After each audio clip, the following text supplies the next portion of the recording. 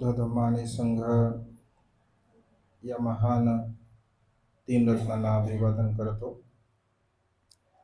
Bodhisattva गुणोपेतम doctor Babasaheb Ambedkar यांच्या धम्मक्रांतीमध्ये शेवटच्या श्वासापर्यंत समर्पित राहतो. या वर्षावसाच्या पवित्र अशा कालखंडामध्ये आज भालेराव परिवाराने अत्यंत स्वादिष्ट रुचकर अशा प्रकारचं एका बुद्धपुत्रांना भोजनदान देऊन आपल्या जीवनामध्ये महान आणि असीम असं पुण्य संपादन केलं आहे. निमित्त आहे दिवंगत राजेंद्र भालेराव बाबांचा 10वा स्मृती दिन.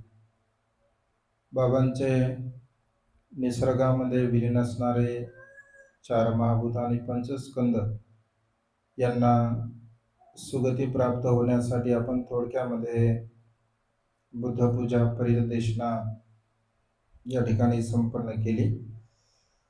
या निमित्ताने उपस्थित सर्व श्रद्धासंपन्न उपासक उपासिका, त्याचप्रमाणे सातत्याने आपल्या प्युरिटी ऑफ माइंड या यूट्यूब चॅनलच्या द्वारा धम्मदेशना श्रवण करून आपणा सर्वांच्या मांगलिकासाठी आज या मंगलमय प्रसंगी धम्मदेशना देण्याचा प्रयत्न करतो.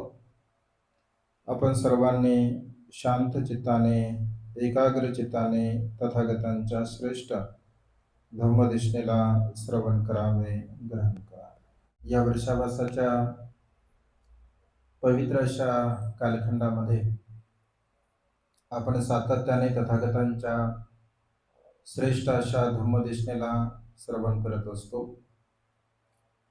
आज भालेराव परिवाराने आपल्या या वास्तूमध्ये बाबांच्या निमित्ताने बुद्धपूजा परित देशना आणि धम्मदेशनेच्या या कार्यक्रमाचं आयोजन केलं. भगवंत असे म्हणतात की या संसारामध्ये जीवन जगत असताना जे काही आपण कुशल कर्म पुण्यकर्म करत असतो, त्या पुण्यकर्माच्या द्वारा त्या कुशल कर्माच्या द्वारा या संसारामध्ये आपण सुखपूर्वक असं जीवन जगत असतो. जन्म आणि मृत्यू हे तर मनुष्याच्या जीवनातील सर्वश्रेष्ठ असं सत्य आहे आणि या सर्वश्रेष्ठ सत्याचा स्वीकार मनुष्याने केला पाहिजे आपल्या जीवनामध्ये. जन्म जसं सत्य आहे तसंच मृत्यू सुद्धा एक सत्य आहे. जन्म जेव्हा मनुष्य संसारामध्ये घेतो तर सर्वांना आनंद होतो, पण मनुष्य जेव्हा मृत्यूला प्राप्त होतो तर तेव्हा मनुष्यांना दुःख होत असते. कारण मनुष्य या जीवनाला समजून घेत नाही. समजून न घेतल्यामुळे मनुष्याला बघा दुःख होत असते. परंतु आपण जर हे सत्य स्वीकारलं की जन्मासेना प्रत्येक मनुष्य एक ना एक दिवस मृत्यूला प्राप्त होणार आहे. अगदी बाबा सुद्धा भालेराव परिवारामधून निघून गेले. त्यांच्यासाठी जे काही आपण पुण्य जे संपादन करत आहोत तसं भगवंताच्या श्रेष्ठ अशा सिद्धांताला अनुसरून तसं मनुष्य मृत्यूला प्राप्त झाल्यानंतर त्यांच्यासाठी विशेष तर असं आपण काही करू शकत नाही. फक्त त्यांच्या नावाने दान पुण्य आपण करू शकतो. त्यांच्या निमित्ताने आपण जे काही कुशल कर्म करतो, पुण्यकर्म करतो, दान कर्म करतो, शिलाचं पालन करतो, तर ते एक पुण्याचं अनुमोदन करण्याची एक परंपरा बौद्ध धर्मामध्ये आहे. यथा वारिवाहा परापुरेंती सागरं इतो दिन्नं पेत्तानं उपकल्पते असं आपण म्हणत असतो. म्हणजे ज्याप्रमाणे डोंगर डोंगर दऱ्यावरती म्हणजे पाऊस पडतो आणि तो पडलेला पाऊस नदी असेल, नाले असेल, ओहोळ असेल, या सर्वांच्या द्वारा शेवटी समुद्राला जाऊन मिळत असतो. अगदी तशाच पद्धतीने आपण जे जे पुण्यकर्म करतो, दानाच्या द्वारा, शीलाच्या द्वारा, प्रज्ञेच्या द्वारा, तर ते संपूर्ण एक पुण्याचं अनुमोदन आपल्यामधून निघून गेलेल्या व्यक्तींसाठी आपण करत असतो. आणि त्यामुळे हा एक पुण्याचा भाव, कारण आपल्यामधून निघून गेलेले जे आपले अपतेष्ट असतात, आपल्यावरती तसे तर त्यांचे अनंत उपकार असतात. एक पती म्हणून, एक माता पिता म्हणून, एक पुत्र म्हणून, ते जे जे काही खरं तर माता पित्यांचे अनंतच उपकार असतात. भगवंत असे म्हणतात की ज्या उपकाराची आपण कधीही परतफेड करू शकत नाही. माता पितु पठ्ठानं पुत्तदारस संगहो अनाकुलाच कमंता इतम मंगलमुत्तम, असं भगवंताने महामंगल सूत्रामध्ये म्हटलं आहे. म्हणजे तसं जिवंतपणे माता पित्यांची आपण सेवा केली पाहिजे. जे काही करायचं असेल तर ते सर्व काही जिवंतपणे आपण केलं पाहिजे. माता पित्यांची सेवा केली पाहिजे. त्यांचा आजारपण असेल, आजारपण केलं पाहिजे. त्यांच्या इच्छा आकांक्षा पूर्ण करण्यासाठी आपण सर्व प्रकारचे कर्म केले पाहिजे. हा मानवी जीवनातील अत्यंत महत्त्वपूर्ण असा सद्गुण आहे. एक उत्तम मंगल आहे, एक चांगल्या प्रकारचं मंगल आहे, असं भगवंताने म्हटलं आहे. आणि त्यामुळे या उत्तम मंगलाला आपण धारण केलं पाहिजे. जीवनामध्ये जेवढे काही कुशल कर्म असतात, पुण्यकर्म असतात, कारण पुण्याचा जो काही वारसा आहे, तो वारसा आपल्या जीवनामध्ये आपण जोपासला पाहिजे. कर्मरूपाने आपल्या जीवनामध्ये आपल्याला ह्या सर्व गोष्टी प्राप्त होत असतात. आणि त्यामुळे माता-पिता असतील, भाऊबंद असेल, अपतेष्ट असतील, नातेवाईक असतील, या सर्वांपेक्षा जर सुखाचा मार्ग कोणता असेल तर त्या म्हणजे आपलं योग्य मार्गावरती लागलेलं चित्त असतं, मन असते. आणि त्यामुळे जेवढा आपलं हे सर्व काही कल्याण करू शकत नाहीत, जसे माता पिता जेवढा आपलं कल्याण करू शकत नाहीत, जेवढे बहीण भाऊ आपलं कल्याण करू शकत नाहीत, जेवढे अपतेष्ट नातेवाईक आपलं कल्याण करू शकत नाही, तेवढं आपलं कुशल मन, कुशल चित्त, प्रसन्न चित्त आपलं कल्याण करत असते. आणि त्यामुळे स्वतःच्या मनाला परिशुद्ध करण्याचा नेहमी सातत्याने बघा आपण प्रयत्न केला पाहिजे. हा वर्षावसाचा तसा पवित्र असा कालखंड आहे. आणि या वर्षावसाच्या पवित्र अशा कालखंडामध्ये जेवढं अधिक अधिक पुण्यकर्म, अधिक अधिक कुशल कर्म आपण आपल्या जीवनामध्ये करू, तेवढं सुख आपल्याला प्राप्त होत असते. भगवंताची 2600 वर्षापूर्वीची ही परंपरा आहे. वर्षावसामध्ये सातत्याने आपण धम्मश्रवण केला पाहिजे. कालेन धम्मश्रवणं एतं मंगलमुत्तमं, असं भगवंताने म्हटलं बघा. वेळ काळ जेव्हा जेव्हा येत असतो, म्हणजे योग्य वेळ आणि योग्य काळ बघून धम्म आपण श्रवण केला पाहिजे. आणि ह्या वर्षावासाचा जो कालावधी असतो, तो अत्यंत पवित्र असा कालावधी धम्मदेशना श्रवण करण्यासाठी असतो. तसं पुण्यकर्म करणं कठीण गोष्ट आहे. दानकर्म करणं सुद्धा कठीण गोष्ट आहे. शील पालन करणं सुद्धा कठीण गोष्ट आहे. मैत्री भावना करणं सुद्धा अत्यंत कठीण अशी गोष्ट आहे. ध्यान भावना करणं सुद्धा अत्यंत कठीण गोष्ट आहे. कारण धम्म आचरण ही कठीण गोष्ट आहे. परंतु मनुष्याने जर ठरवलं एखादी गोष्ट आपल्याला करायची आहे, किंवा आपल्या चित्तामध्ये तो भाव मनुष्याने निर्माण केला, किंवा त्याचा संकल्प दृढ असेल, मजबूत संकल्प असेल, तर कितीही कठीण कार्य मनुष्य आपल्या जीवनामध्ये करत असतो. जसं भगवंताच्या काळातील एक छोटंसं उदाहरण मी तुम्हाला देतो, की कितीही कठीण प्रसंग असेल, परंतु मनुष्याचं चित्त जर त्या कामामध्ये जर लागलं असेल, किंवा तो संकल्प किंवा ते अधिष्ठान जर मनुष्याने केलं असेल, तर कितीही कठीण गोष्ट सुद्धा मनुष्य बघा करू शकतो. एकदा श्रावस्ती नगरामध्येच भगवंत वास्तव्य करत होते, आणि तसं प्रत्येक बुद्धांच्या काळामध्ये ही घटना आहे. दोन भाऊ असतात, एक चुलपाल नावाचा आणि एक महापाल नावाचा, असे दोन भाऊ असतात. अत्यंत गर्भश्रीमंत असतात, विपुल त्यांच्याकडे शेती असते, धनधान्य असतं. आणि एक दिवस चुलपाल हा जो लहान भाऊ असतो, तो आपल्या शेतावरती जात असतो.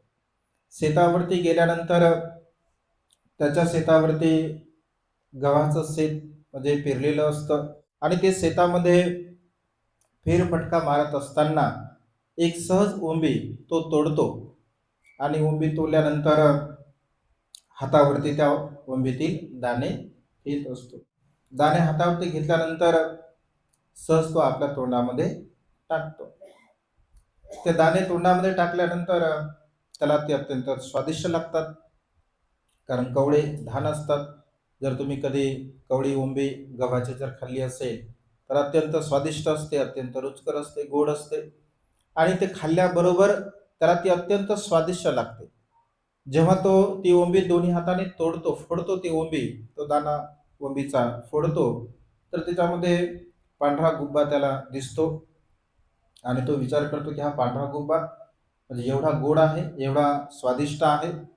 आणि म्हणजे कधी भगवंत असे म्हणतात की मनुष्याच्या चित्तामध्ये कधी कोणता विचार उत्पन्न होईल हे काही सांगता येत नाही, आणि क्षणामध्ये त्याच्या चित्तामध्ये बघा असा विचार उत्पन्न होतो की या गव्हाच्या दाण्यामधील जे कवळे दाणे आहेत, यामध्ये असणारा जो पांढरा भाग आहे, जो गुब्बा आहे, याला काढून याची खीर मी भगवंताला दान करणार आहे, भिक्खू संघाला दान करणार आहे.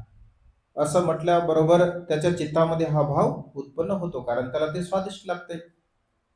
घरी जातो, आणि घरी गेल्यानंतर आपल्या भावाला म्हणतो की बघ, मला अशा अशा प्रकारे मी शेतावरती गेलो होतो, आणि शेतावरती गेल्यानंतर मी ते खाल्लं तर मला खूप स्वादिष्ट लागलं. तर माझी अशी इच्छा झाली की या गुब्यापासून मी खीर बनवेल, आणि भगवंताला आणि भिक्खू संघाला दान करेल. तर त्याचा मोठा भाऊ असतो, तो हसतो, स्मित हास्य करतो, आणि तो म्हणतो की तुला जर दान पुण्य करायचं आहे, तर आपल्याकडे विपुल धनसंपत्ती आहे. तुला जे काही दान करायचं असेल तर ते तू दान करू शकतो. परंतु अशा पद्धतीने जर तू विचार करत असेल की ते जे कवळं धान आहे सर्व मी तोडून आणेल, आणि त्याचं जर तू भगवंताला खीर देतो असं विचार करतोय, तर हे मात्र बरोबर नाही. कारण हे सर्व कवळं धान आहे, आणि ओंब्यामध्ये जे कवळं असतं तर तू किती काढणार आहे, आणि याच्यामधून या ओंब्यामधून किती निघणार आहे. तो असा विचार करतो की भिक्खू संघाला खीर बनवणार आहे, तर असं नको करू. असं जर केलं तर सर्व धान्याची नासाडी होईल, कारण त्यामधून किती निघणार आहे. तो भिक्खू संघाला दान करण्याचा विचार करतो आहे. तुला जसं काही जे काही दान करायचं तर ते दान तू करू शकतो, परंतु लहान भाऊ काही ऐकत नाही. तो असं म्हणतो की नाही, मला दान करायचं आहे तर हेच दान करायचं, म्हणजे याच्यामध्ये निघणारा जो गुब्बा आहे तर त्याच्यामध्येच मला खीरदान करायचे भगवंताला, भिक्खू संघाला. तर मोठा भाऊ म्हणतो की ठीक आहे, वाद करण्यापेक्षा आपली जी शेती आहे तर अर्धी शेती तुझी तुला देतो, अर्धी शेती मी माझी मला घेत असतो, असं म्हटलं आहे बघा. म्हणजे दान करणं कल्पना सुद्धा, म्हणजे आजही कल्पना करा तुम्ही, जर समजून घ्या, जर असा कोणी विचार केला की ज्या नवीन ओंब्यामधून काढून जर त्या पांढऱ्या गुब्याची जर आपण खीर बनवतो, असं जर कोणी म्हटलं तर काय म्हणेल, किंवा शक्य वाटतं का आपल्याला? शक्य वाटत नाही. किंवा आपल्या मनामध्ये असं वाटतं की हे सर्व काही नासाडी होणारी गोष्ट आहे. परंतु बघा, त्याच्या चित्तामध्ये जो भाव उत्पन्न झालेला आहे, तर तो भाव मात्र त्या ठिकाणी त्याने पूर्णत्वास नेला. असंख्य तो मंजूर लावत असतो आणि तो पांढरा गुब्बा काढून त्याच्यामध्ये शहद शहद टाकतो आणि शहदाच्या द्वारा बघा ती खीर तो भगवंताला भिक्खू संघाला दान करत असतो. भगवंत असे म्हणतात की जे दान करण्याची जी भावना आहे, म्हणजे कितीही कठीण चित्त जर आपण निर्माण केलं, कितीही कठीण संकल्प केला, कितीही मोठा संकल्प आपण केला, तर आपल्या जीवनामध्ये त्या संकल्पाला अनुसरून जर आपण तशा प्रकारचे प्रयत्न केले, तशा प्रकारचं कर्म जर आपण आपल्या जीवनामध्ये केलं, तर नक्कीच बघा तो संकल्प पूर्णत्वास जात असतो. कारण मानवी जीवनामध्ये भगवंत असे म्हणतात की संकल्प अत्यंत महत्वपूर्ण आहे, अधिष्ठान अत्यंत महत्वपूर्ण आहे. आपण जे जे काही संकल्प करत असतो, जे जे काही आपण अधिष्ठान करत असतो, आणि ते अधिष्ठान पूर्ण करण्यासाठी जे आपण प्रयत्न करत असतो, तर ते प्रयत्न आपले अधिष्ठान पूर्ण करण्यासाठी आपल्याला बघा सहाय्यक ठरत असतात.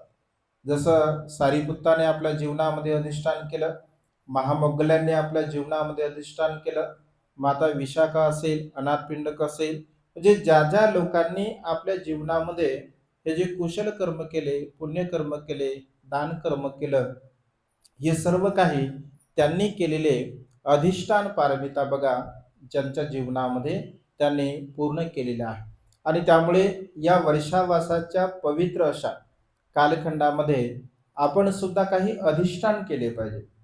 आपल्या या 3 महिन्याच्या कालावधीमध्ये आपले अधिष्ठान असले पाहिजे.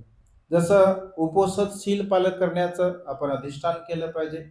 पौर्णिमा असेल, अमावस्या असेल आणि अष्टमी असेल, म्हणजे 3 महिन्यापर्यंत कंटिन्यू मी माझ्या जीवनामध्ये या उपोषित शीलाचं पालन करेल, अशा प्रकारचं आपण 3 महिन्याचं अधिष्ठान केलं पाहिजे. मी रोज आणि रोज धम्मदेशना श्रवण करेल, अशा प्रकारचं आपण अधिष्ठान केलं पाहिजे. मी रोज मंगलमैत्रीची भावना करेल, अशा प्रकारचं अधिष्ठान आपण केलं पाहिजे. कारण थोकं थोकं पुण्य करोती, भगवंत असे म्हणतात की थोडे थोडे पुण्यकर्म आपल्या जीवनामध्ये अत्यंत महत्वपूर्ण असतात.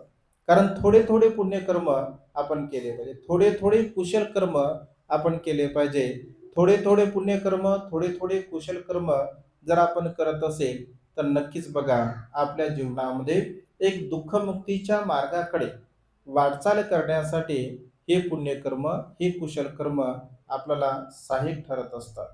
आणि त्यामुळे वर्षावासाचा हा जो पवित्र असा कालखंड असतो, तसं धम्म आचरण करण्यासाठी फक्त वर्षावासच असतो असंही नाही आहे. धम्म आचरण हे सतत असलं पाहिजे, सातत्याने धम्म आचरण असलं पाहिजे. जोपर्यंत आपले सर्व प्रकारचे विकार, आपला राग असेल, द्वेष असेल, लोभ असेल, मोह, मीपणा, अहमपणा, गर्व, ईर्ष्या, हे जोपर्यंत विकार आपले नष्ट होत नाही, जोपर्यंत आपल्या तृष्णा नष्ट होत नाहीत, तोपर्यंत धम्माचं आचरण अत्यंत महत्वपूर्ण आहे. आणि त्यामुळे या धम्म आचरणाच्या द्वारा आपलं जीवन दुःखमुक्तीच्या मार्गाकडे बघा आपण घेऊन जाऊ शकतो. परंतु हा वर्षावासाचा जो कालखंड असतो, तर या वर्षावासाच्या कालखंडामध्ये एक नैसर्गिकता आपल्याला प्राप्त होत असते. जसा निसर्ग प्रसन्न असतो, आनंदी असतो, आणि त्यामुळे या निसर्गाला, प्रसन्नतेला पाहून मनुष्याच्या मनाची मानसिकता सुद्धा कुशल कर्म करण्याची, पुण्यकर्म करण्याची ही संधी आपल्याला निर्माण करून देत असते. आणि त्यामुळे सातत्याने अशा प्रकारचे पुण्यकर्म, कुशल कर्म जर आपण करत असेल, तर नक्कीच बघा आपल्याला लाभ होत असतो. भगवंत असे म्हणतात की जेव्हा जेव्हा आपल्या चित्तामध्ये एखादा विचार, कुशल विचार उत्पन्न होत असतो, तो कुशल विचार उत्पन्न झाल्याबरोबर त्या कुशल विचाराला पूर्णत्वास नेण्यासाठी आपण प्रयत्न सुद्धा केले पाहिजे. कारण तो कुशल विचार उत्पन्न झाल्यानंतर तो पूर्णत्वास नेण्यासाठी जर आपण प्रयत्न करत नसेल तर त्या ठिकाणी मात्र त्या कुशल विचाराच्या द्वारा जे जे काही पुण्यकर्म आपलं होणार असतं तर ते पुण्यकर्म बघा होत नाही. आणि त्यामुळे ज्या क्षणी आपल्या चित्तामध्ये जो विचार उत्पन्न होत असतो अगदी त्या क्षणी ते कर्म करण्याचा बघा आपण विचार केला पाहिजे. भगवंताच्या काळामध्ये बघा एक असंच छोटस उदाहरण मी तुम्हाला सांगतो.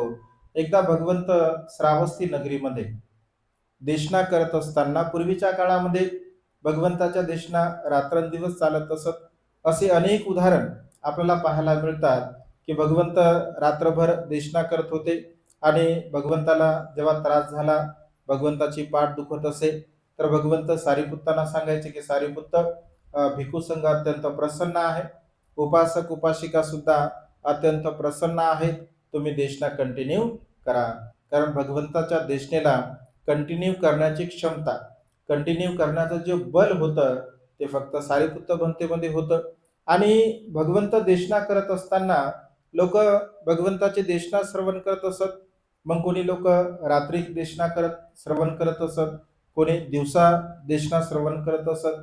तर एक परिवार असतो, दोघं पती पत्नी असतात, ते असा विचार करतात की भगवंताचे देशना आपल्याला श्रवण करायचे आहे. मग दोघं तर आपण सोबत जाऊ शकत नाही, कारण आपण दोघं जरी सोबत गेलो तर मात्र आपली उपजीविका कशी चालणार आहे. तर त्यामुळे पत्नीला तो म्हणतो की तू कोणत्या प्रसंगी देशना श्रवण करते, म्हणजे दुपारच्या प्रहरी देशना श्रवण करते की रात्रीच्या प्रहरी देशना श्रवण करण्यासाठी तू जाते. तर पत्नी असं म्हणते की स्वामी, मी तर रात्रीला काही जाणार नाही, मी दिवसभरामध्ये धम्मदेशना मला जसा असा वेळ मिळेल तशी देशना श्रवण करण्यासाठी मी जाणार आहे. तर पती म्हणतो ठीक आहे, मी रात्री देशना श्रवण करण्यासाठी जातो आणि तो रात्री भगवंताची देशना श्रवण करण्यासाठी जात असतो. बाजूला तो बसतो, भगवंत देशना सुरू करतात. भगवंताची देशना सुरू करण्याची एक विशेष पद्धती असते. सुरुवातीला भगवंत दानकथा सांगतात, दानाच्या बाबतीमध्ये समजावून सांगतात. त्याच्यानंतर शील समजावून सांगत असतात, दानाचं महत्व, शीलाचं महत्व, आणि अशा पद्धतीने कुशल कर्माचे परिणाम, अकुशल कर्माचे परिणाम, अशा पद्धतीने देशना झाल्यानंतर जेव्हा संपूर्ण जनसमूह अत्यंत प्रसन्न होतो, आनंदी होतो, तर तेव्हा भगवंत चार आर्य सत्याची देशना देत असत. दुःख कशा पद्धतीने उत्पन्न होते, दुःखाचा समुदाय कशा पद्धतीने उत्पन्न होतो, दुःखाचा निरोध कशा पद्धतीने होतो, आणि दुःखातून मुक्त होण्याचा मार्ग कशा पद्धतीने आहे, असं विस्तार रूपाने बघा भगवंत धम्मदेशना देत असत. तर भगवंत जेव्हा दानाबद्दल सांगत होते, शीलाबद्दल सांगत होते, तर दान कथा सांगितल्यानंतर हा जो व्यक्ती असतो ज्याचं नाव बौद्ध साहित्यामध्ये एक साटक ब्राह्मण म्हणून आपल्याला पाहायला मिळते. तर तो देशना श्रवण करत असताना त्याच्या चित्तामध्ये असा भाव उत्पन्न होतो की अरे, ही भगवंताची देशना तर अत्यंत कल्याणकारक आहे, अत्यंत हिताचे आहे, सुखाचे आहे, आपण भगवंताला काहीतरी दान दिलं पाहिजे, असा विचार त्याच्या चित्तामध्ये उत्पन्न होतो. आणि या क्षणी तो असा विचार करतो की काय दिलं पाहिजे आपण भगवंताला दान. तर त्याच्याकडे एक चादरी असते, तो चादरी सोबत घेऊन येत असतो. तर क्षणामध्ये त्याच्या मनामध्ये असा भाव येतो की ही चादरी आपण भगवंताला दान दिली पाहिजे. लगेच दुसऱ्या क्षणी त्याच्या मनामध्ये भाव उत्पन्न होतो की अरे, ही चादरी जर आपण भगवंताला दान दिली तर आपण काय वापरावी, आपल्याला वापरायला तर नाही, आणि दुसरी गोष्ट आपण पत्नीला सुद्धा विचारलं नाही, म्हणजे अशा पद्धतीने न विचारता दान करणं काही योग्य नाही. अशा पद्धतीचा विचार करता करता बघा पहिला प्रहर निघून जात असतो. दुसऱ्या प्रहरी सुद्धा त्याच्या चित्तामध्ये तोच विचार उत्पन्न होतो की भगवंताला आपण ही चादरी दान दिली पाहिजे. दुसऱ्याही प्रहरी बघा त्याच्या चित्तामध्ये तोच विचार उत्पन्न होत असतो. त्या विचारामध्ये दुसराही प्रहर निघून जातो. तिसऱ्या प्रहरी सुद्धा त्याच्या चित्तामध्ये तोच विचार उत्पन्न होतो आणि द्यावं किंवा नाही द्यावं तिसराही प्रहर निघून जात असतो. अगदी चौथ्या प्रहरी सुद्धा त्याच्या चित्तामध्ये तोच विचार उत्पन्न होतो की आपण ही चादरी भगवंताला दान दिली पाहिजे. आणि चौथ्या प्रहरी मात्र ती चादरी तो भगवंताला दान देत असतो. चादरी दिल्याबरोबर त्याच्या मुखातून सहज उद्गार निघतो, मी जिंकलो, मी जिंकलो, मी जिंकलो. असं म्हटल्याबरोबर राजा प्रसन्नजित बाजूलाच असतो.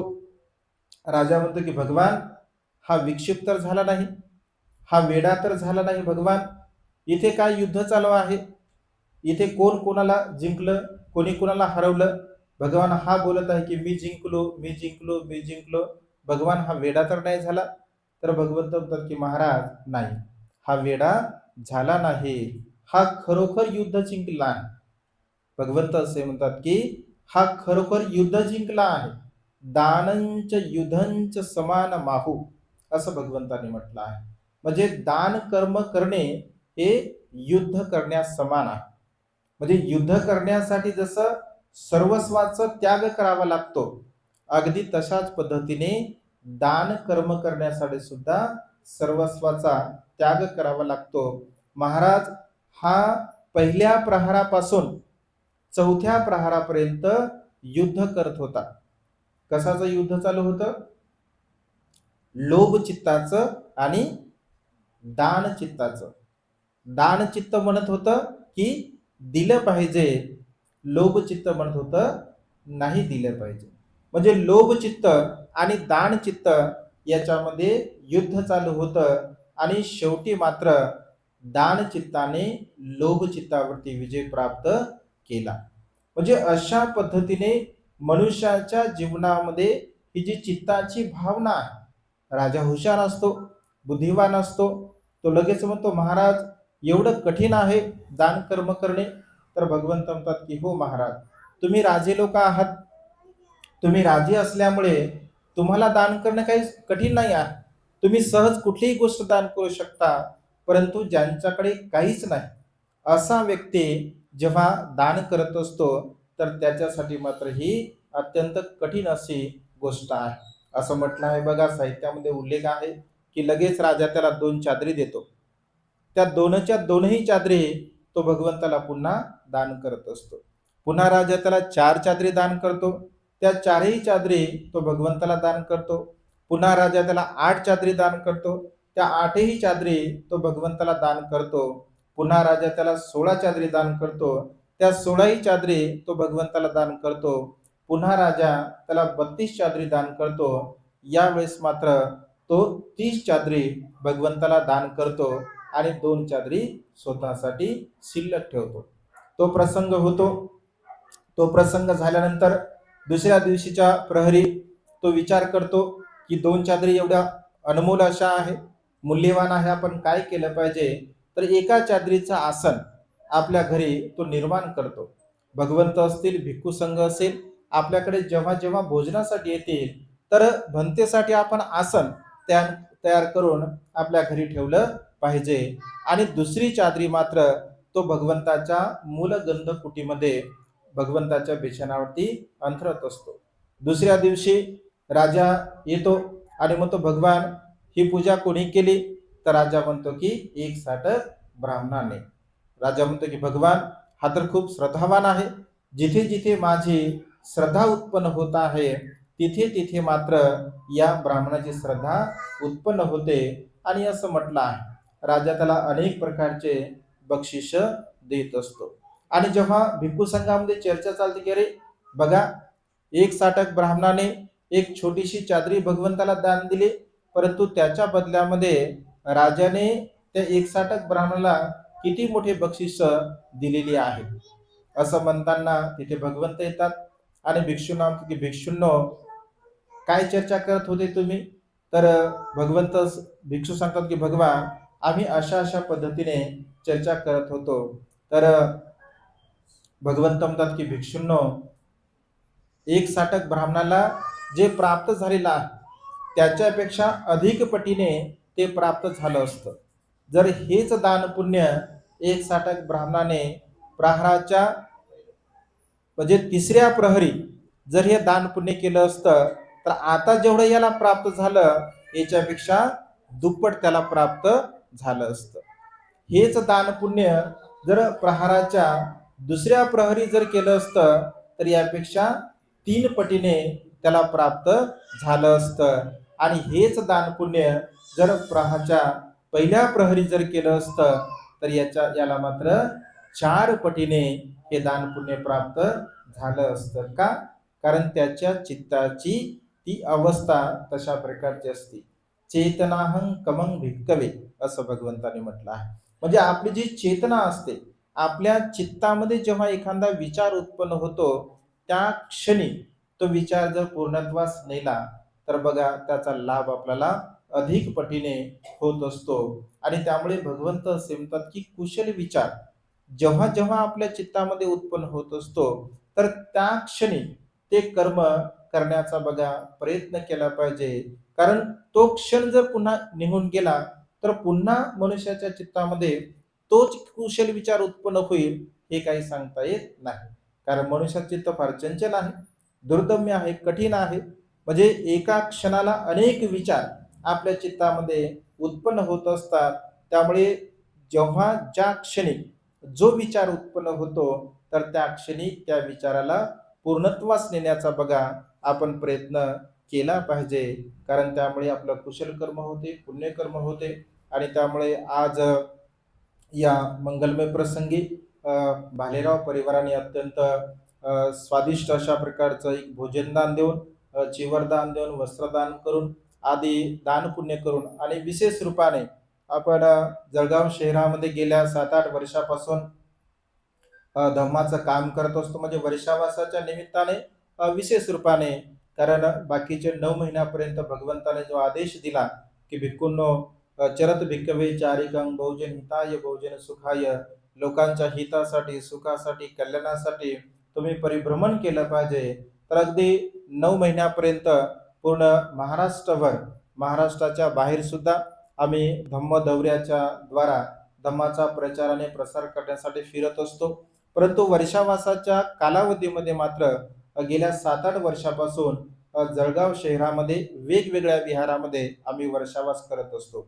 आता वर्षावास आमचा सत्यम पार्क आलोका बुद्ध विहार जे नवीन निर्माण झालं तिथे वर्षावास आहे. बाकी आणखी 2-3 ठिकाणी जात असतो. एन रामाराव सोसायटीमध्ये सुद्धा आम्ही जात असतो. आसोद्याला सुद्धा प्रवचनासाठी जात असतो. महामाया बुद्ध विहार शिवाजीनगरमध्ये सुद्धा जात असतो. वेगवेगळ्या ठिकाणी जिथे जिथे धम्मदेशनेचं निमंत्रण असतं तिथे तिथे देशना देण्यासाठी जात असतो. तर हा धम्माचा प्रचार आणि प्रसार करत असताना इकडे ज्या पद्धतीने म्हणजे धम्माचा प्रचार आणि प्रसार असायला पाहिजे किंवा भिक्खूंची संख्या ज्या पद्धतीने असायला पाहिजे तर आपल्या या संपूर्ण जळगाव जिल्ह्यामध्ये म्हणा किंवा खानदेशामध्ये म्हणा भिक्षू अगदी बोटावरती मोजण्यासारखे आहे. आणि त्यामुळे आम्ही काही श्रद्धासंपन्न उपासक उपासिकांच्या सोबतीला चर्चा करून एक मोठं काम जळगाव शहरामध्ये करण्याचा बघा एक संकल्प केलेला आहे, एक अधिष्ठान केलेलं आहे. आणि त्या अधिष्ठानाची पूर्तता करण्यासाठी, कारण बघा बाबासाहेबांचा संकल्प होता की सारा भारत मी बौद्धमय करेल.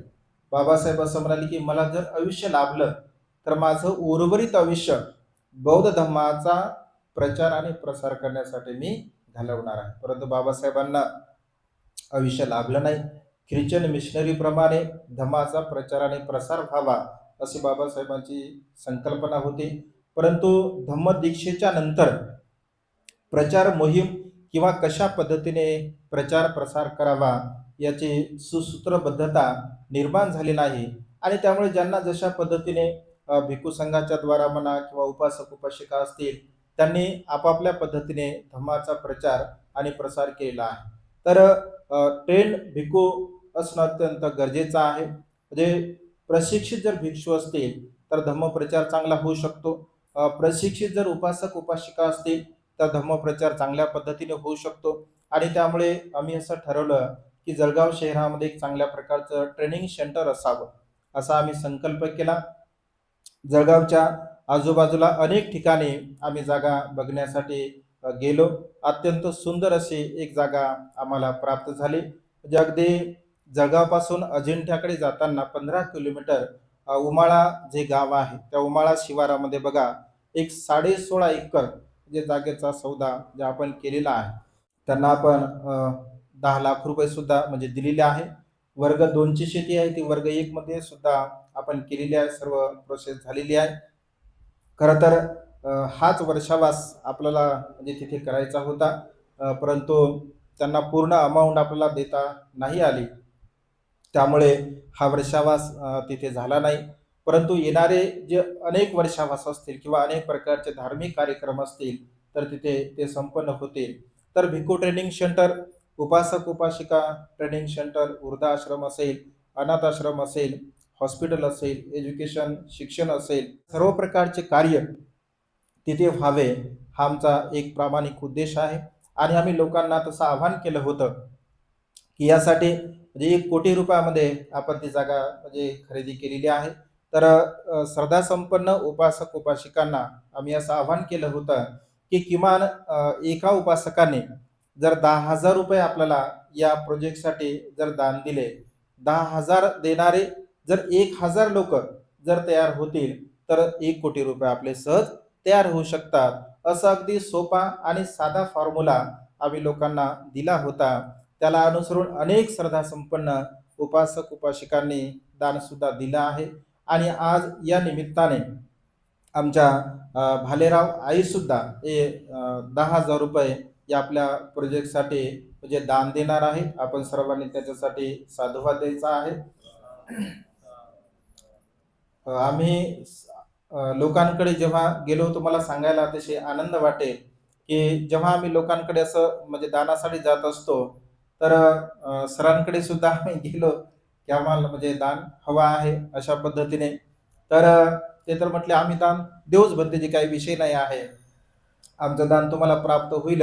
अंशुमन, तर अंशुमनने त्याला जे खाऊसाठी तुम्ही पैसे द्या ना, ऐक ना, जे खाऊसाठी म्हणजे पैसे दिले होते मम्मी पप्पाने तर त्याने ते एकत्र जमा केलेले होते.